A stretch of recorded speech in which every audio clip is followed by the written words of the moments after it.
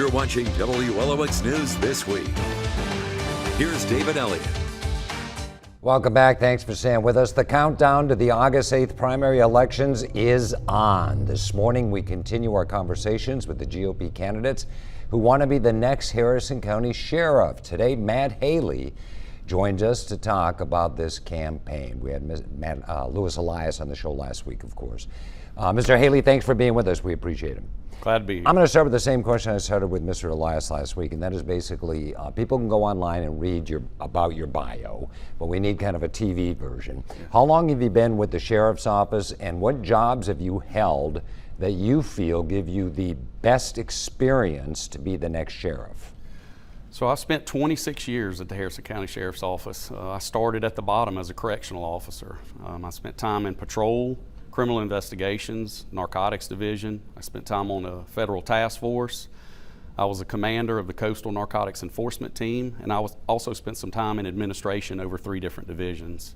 And now you're getting ready to go into the world of politics. And if you win this race, you're going to find out what being sheriff entails in terms of going before the Board of Supervisors, in terms of kind of mixing with the public. Are you looking forward to that? Are you ready for that? I am ready, and you know, I've met so many good people throughout this whole campaign. You know, I tell everybody I'm not a politician by no means, but I understand there's some politics to this. You know, I'm a lawman, and I've been a lawman my whole life, or half my life. Well, judging on your first answer, you know the Sheriff's Office inside and out. What are the strengths and weaknesses? I know we could spend 5 minutes on this, but we need kind of a short answer, strengths and weaknesses. So I'll start with our weaknesses right now, which is every law enforcement agency across this nation, and that is you know, our officers, our recruitment and retention of officers.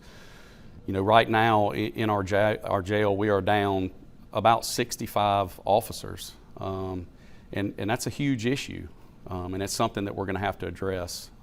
You know, we need to spend a little bit more time and resources in recruitment and just change a few things that we're doing.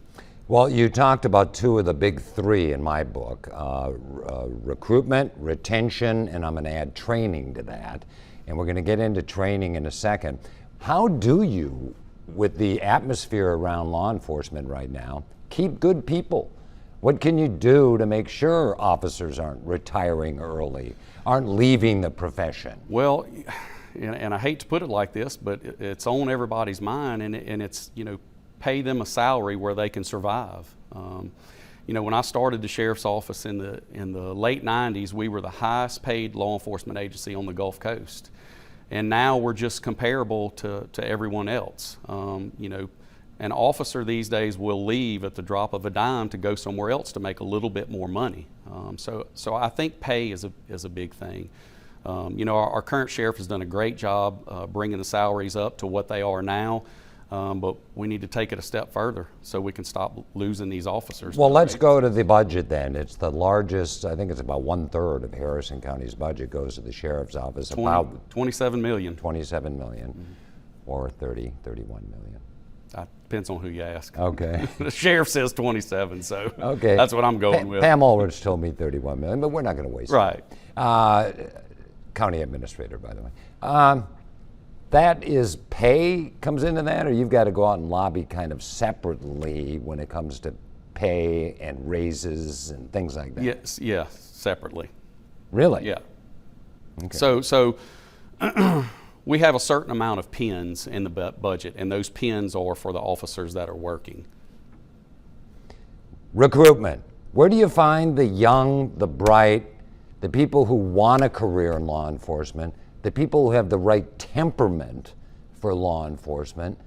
Where do you advertise? What do you look for, and how do you bring these people into the sheriff's office? So I've said this to a number of people. You know, I think the military is an untapped resource that we need to dig into. You know, there's a lot of military people on this coast that are getting out of the military and just don't know what they're going to do. And I think we need to bridge that gap. I think that will help. And you know, we've always dug a little bit into the colleges and schools, but I just don't think we're doing enough. I don't think we're doing enough. not only in the colleges, but in some of these trade schools and also in high school. I think we need to start pushing law enforcement a little bit more into our high schools. What about getting into the neighborhoods? And I moderated something that you participated in about a month ago or so, and we talked about this.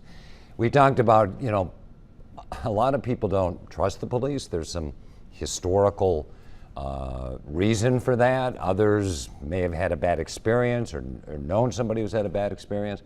How do you kind of get the community, all of the community, on your side? So I'm glad you asked that. Part of my platform is bringing back the neighborhood watch bigger and better. There was a point in time in my career where a neighborhood watch was a huge deal. We would bring our resources out there. Canine officers would be given canine demonstrations. We would cook, and when the community seen how involved we were, it caused them to be more involved. Now you may only see 7 or 8 people at a neighborhood watch meeting, and at that point in time when it was much bigger, it wasn't uncommon to see 30 or 40 people there.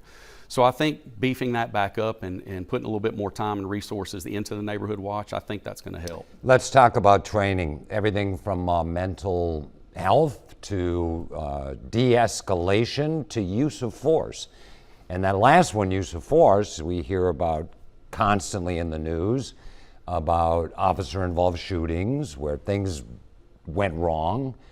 What's your view on training officers to do the right thing, to be smart when on a call? So training has always been a big deal with us. Can we do more?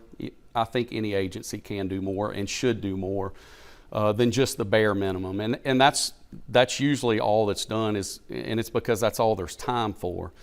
What we have done differently here lately is having our officers CIT trained to help deal with people that may be going through a crisis or having mental health problems. And it teaches them to recognize that and also de-escalating situations. And I think it's going to be important to have all of our officers CIT trained. Well, I mean, what you say, no police officer at 2 a.m. wants to respond to a domestic call out in the county where 2 people who may be married or in a relationship and there may be alcohol or drugs involved. Right. That is just a recipe for disaster. So it takes what in an officer to deal with that? You have to, sometimes you have to go into those with kit and gloves, so to speak. It's a hostile environment, and with the right training, though,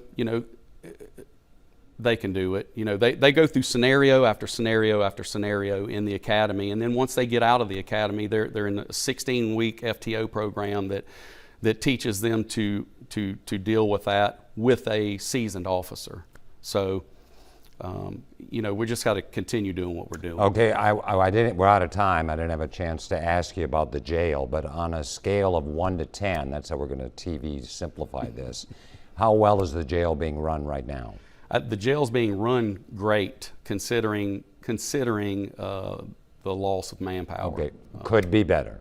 Absolutely could be better. Matt Haley, good to see you, and thanks for Good being to with see us. you. Okay, August 8th, there's no Democrat in this race now, so there won't be a general election. It will be decided between Matt Haley and Elias on August 8th in the Republican primary.